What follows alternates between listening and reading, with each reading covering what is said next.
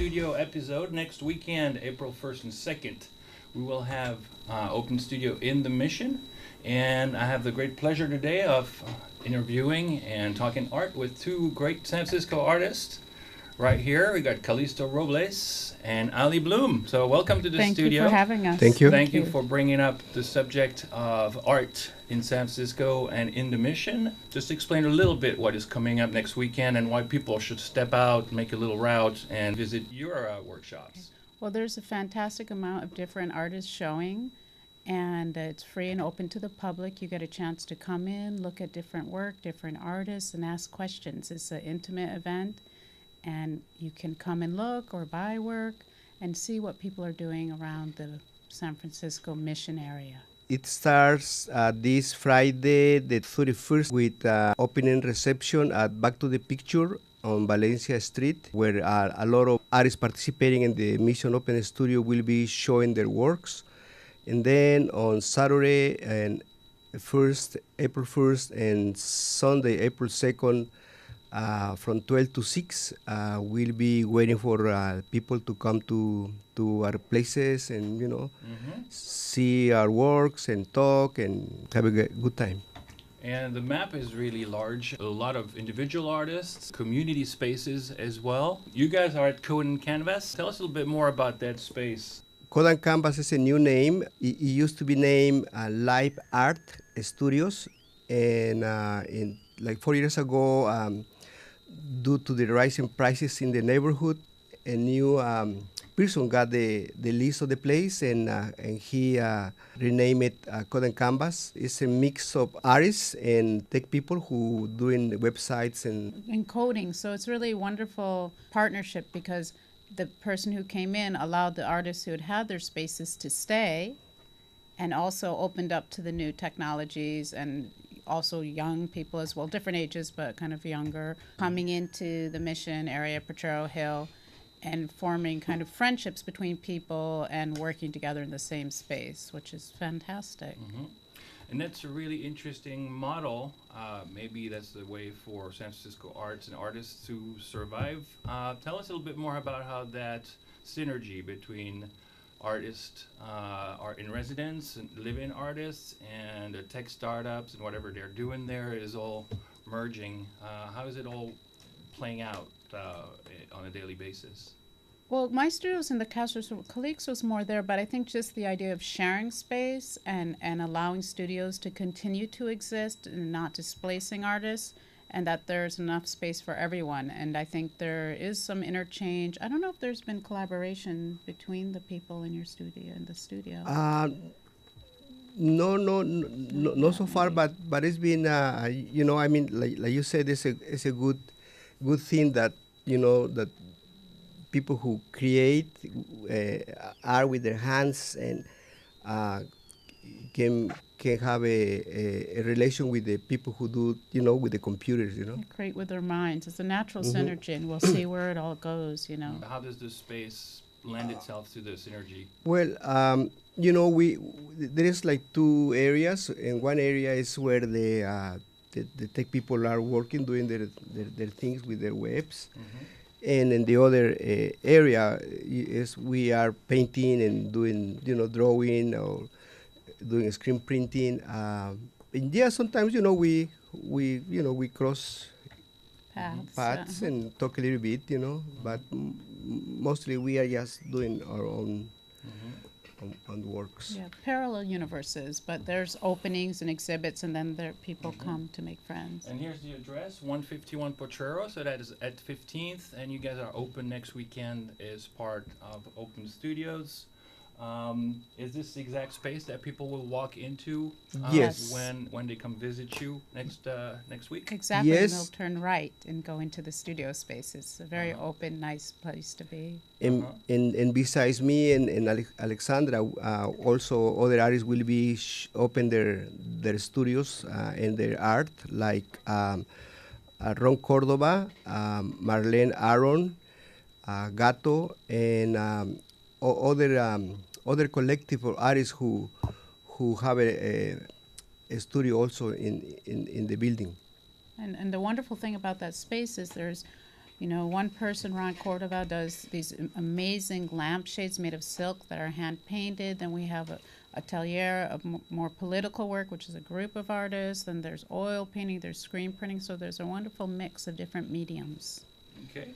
And since we're talking about political painting, let's get into your art, Ali. How are you feeling about the current times and what needs to be said? Calixto actually does much more political work than I do, but since the election of Trump, I've been moved to become more involved with my artwork. I was very fortunate to be invited to a show at Action Latina Juan Fuentes Gallery on 24th Street that's on through April 7th.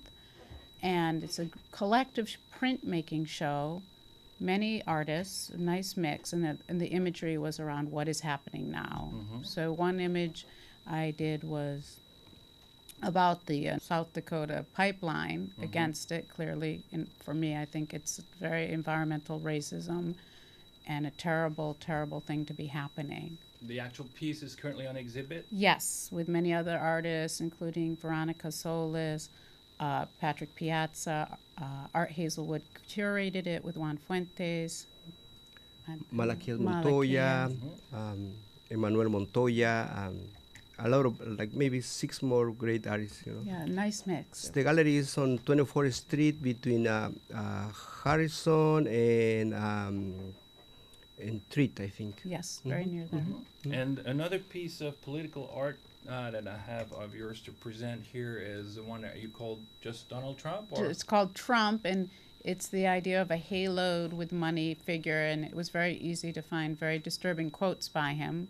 So I just, on the image are screen printed quotes that he's made about men, women, gay marriage, global warming, and such, and they're, to me, like guns and acts of violence, because they're a real denial of truth and very destructive and negative. And this is mixed media. Tell us a little bit more about the components of this piece. So it's monoprint, and then the text and the clearer imagery, such as the money, the yellow toupee-esque hair, and the text are all screen printed. And I really love printmaking because you can layer and change your imagery and keep developing it. It's a really fun and freeing way to work. How does one make a piece print like like that from idea to completed? So I work through the piece. I don't always map it out. A lot of people have different ways of working. So I had the idea, I had a monoprint that I had done a while ago. And a monoprint is where you do multiple runs. It's on a piece of plexiglass, you roll it up with ink, and then you print through an etching press. And each time the plate goes through, it transfers paint. So there are multiple runs of that. And then after you finish the mono printing, it dries, and then you can add screen printing if you want. But for me, I have an idea, and then I start to work on my print, and it evolves over time, and it may change. So I'm not an artist that has a clear concept always and then goes to the end. It can evolve as it goes. Do you guys ever do pieces together? Not yet. No, I've maybe you been had worked influenced. something together. No, I don't remember, you know. I think I've been influenced by Calixto because he actually many moons ago taught me screen printing. But I work with gouache mostly and smaller, and Calixto works a lot with oil painting. I think my themes are more around mythological endangered creatures, and perhaps you could speak to your symbols that you use in the piece. My things been changing, you know. When I came here in 1983, I started doing a lot of my first works on screen printing were based on my roots, Mexican roots, like jaguars or pre-Hispanic images. And later on, I started changing to go a little bit more into the spiritual and kind of a fantasy, shamanic ideas. You know, just what comes to my mind, you know, symbols of peace or of light, or, you know, just the mix of things, you know, a little surreal. You're also an educator. You have workshops to teach people how to print. What are your goals when you're trying to carry on that tradition of visual artists? Yes, I learned the technique of screen printing at the Mission Cultural Center in 1988 under the guidance of my friend Rene Castro at Mission Gráfica from the Mission Cultural Center. Then in 1992, I stayed there teaching classes, and I've been teaching there since 1992. I'm still to this day one class every Monday from 6 to 8:30. Try to give a message of peace and harmony, you know.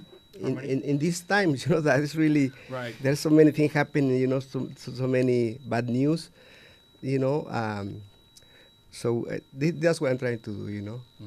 Also a little bit of hope and also, you know, resistance, you know, organize, you know. That's what I'm trying to do. Your roots are in Oaxaca? Is that what?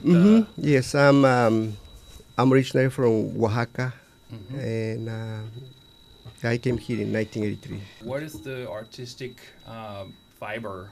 What is the inspirations of your tierra? Yes.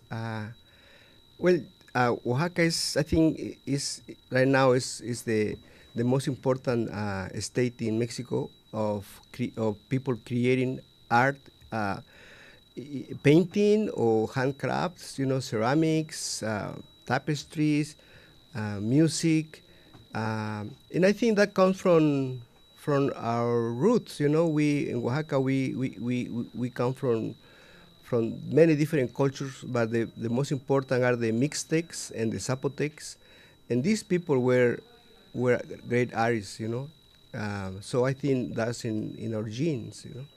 What are the roots of silk screening, and what makes it a particularly Mexican-inspired art form? I don't think it's as popular like here, right? Maybe because it's a very easy technique to do things. I think screen printing is one of the easiest techniques of printmaking, that you can do that immediately. You know, when you prepare your screen, you can do that and start printing in anything, you know, paper, textiles, Right. whatever. Also perfect for political message. Exactly. Wheat Yes. pasting. It's very accessible. It's once you understand how to do it, you can make many images and you can share them.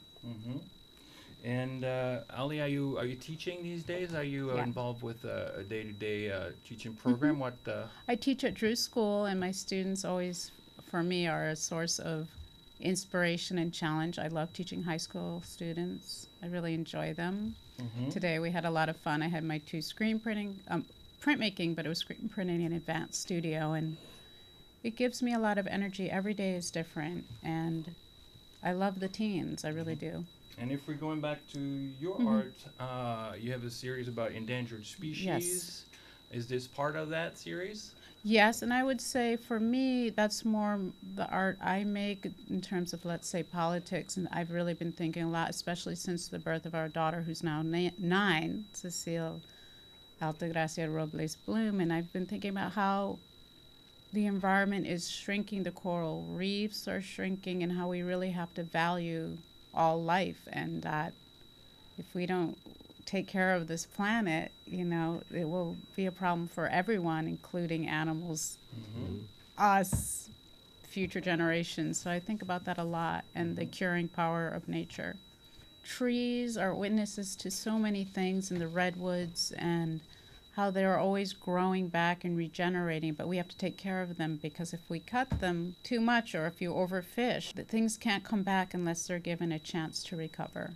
I want to remind everybody that next weekend, April 1st and 2nd, you get Open Studio in the Mission, missionartists.org. This is where you can find out more about this wonderful event. With that, we're going to finish the show with a minute of music from the Michael Roman celebration, another great silk screening artist that we lost, and who we all were happy to celebrate with the Church of John Coltrane. So we'll end up with some other form of universal art. We'll finish with our musical bit, and we hope to see you in the street. Thank you. Thank you so much for Thank you having much. us. Thank you. Come back soon.